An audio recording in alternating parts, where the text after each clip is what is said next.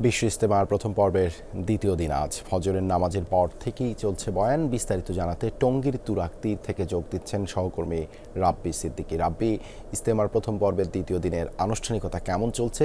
মুসল্লিদের সমাগম কেমন দেখছেন?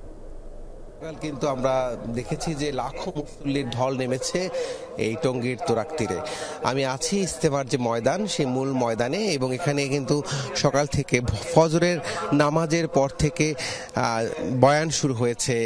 আজকে বয়ান করছে পাকিস্তান থেকে আগত মাওলানা, এবং তার বয়ান শুনছেন ধর্মপ্রাণ মুসল্লিরা।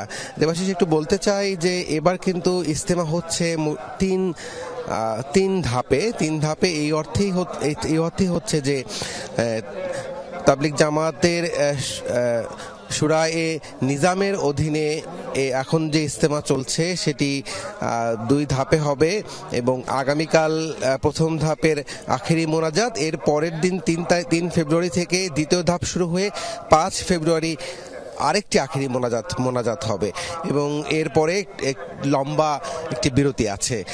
আমরা একটু বলতে চাই যে এই যে প্রথম ধাপের ইজতেমায় 41 জেলা এবং ঢাকার একাংশের মুসল্লিরা এখানে এসেছেন, এবং ধর্মপ্রাণ মুসল্লিরা যে বিষয়টি বলছেন যে এবারে এখানে আসা যাওয়া, থাকা, চলাফেরা, আল্লাহকে রাজি খুশি করার জন্য যে নামাজ করা, সবকিছুই খুব স্বাচ্ছন্দ্যে করতে পারছেন, কোনো ধরনের কোনো ভোগান্তি নেই। এবং সেই সাথে এবার আবহাওয়া খুব সুন্দর, কোনো ধরনের কোনো ভোগান্তি নেই, এবং মুসল্লিরা কিন্তু এবার বলছেন যে যারা আয়োজনটা খুব স্বাচ্ছন্দ্যপূর্ণ হয়েছে। ধন্যবাদ রাব্বি যুক্ত হবার জন্য।